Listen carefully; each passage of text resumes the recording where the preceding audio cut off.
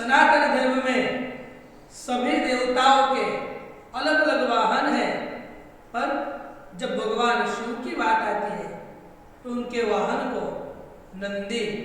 जब हम भगवान शिव के किसी भी मंदिर में जाते हैं तो वहां पर उनके वाहन नंदी हमेशा विराजमान रहते हैं। बाकी देवताओं के मंदिर में बहुत कम मंदिर में उनके वाहन होते होंगे साथ में, पर भगवान शिव का मंदिर हो और नंदी ना हो ऐसी संभावना बहुत कम देखने को मिलती है। कहा गया है कि नंदी, अगर आपको अपनी कोई इच्छा महादेव को कहनी हो तो सबसे पहले अपनी वह इच्छा आपको नंदी के कान में कहनी पड़ती है, क्योंकि कहा गया है कि भगवान शिव हमेशा ध्यान में लीन रहते हैं, इसलिए वो कभी भी आपकी इच्छा नहीं सुनती, क्योंकि वो ध्यान में होते हैं। इसलिए भगवान शिव ने नंदी को अपने प्रमुख गण में रखा है, इसलिए आपको जो भी इच्छा वो नंदी को अवश्य कहनी पड़ती है। पर क्यों नंदी ही भगवान शिव के वाहन बने?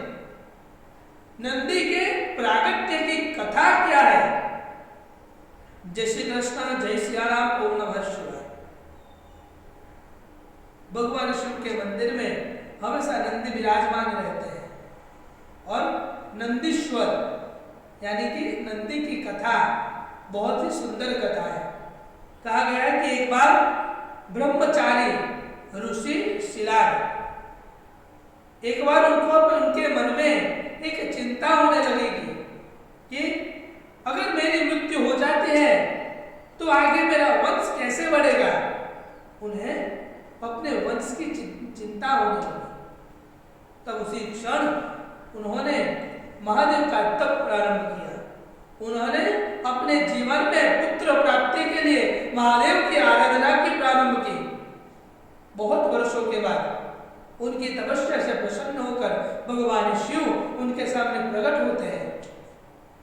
तब ऋषि कहते हैं कि हे महादेव, मुझे अपने वंश की वृद्धि के लिए एक पुत्र की प्राप्ति चाहिए।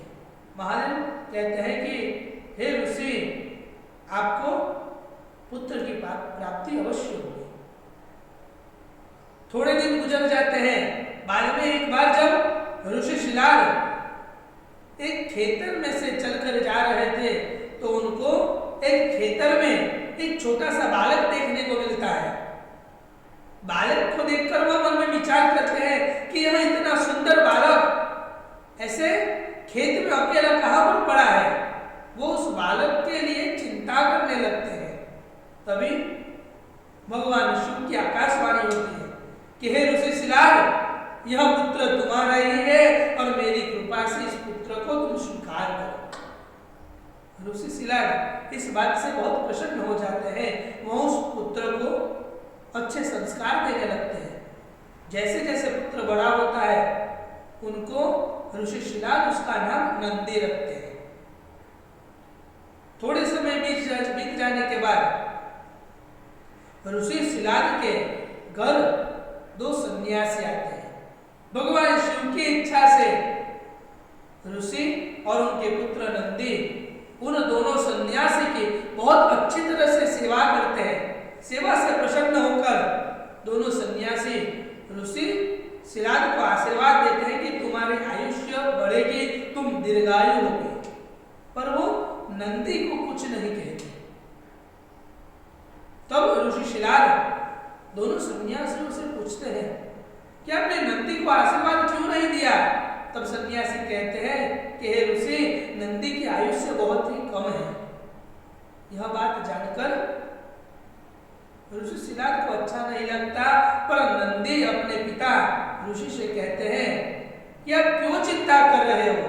महादेव की इच्छा से मेरा जन्म हुआ है तो वही भी मेरा पालन करेंगे। और उसी क्षण से नंदी भगवान शिव के स्तोत्र का वाचन प्रारंभ करता है, उनकी तपस्या का आरंभ करता है। उनकी तपस्या से प्रसन्न होकर महादेव नंदी को अपने प्रमुख गण में शामिल करते हैं और नंदी को ही अपना वाहन बनाते हैं।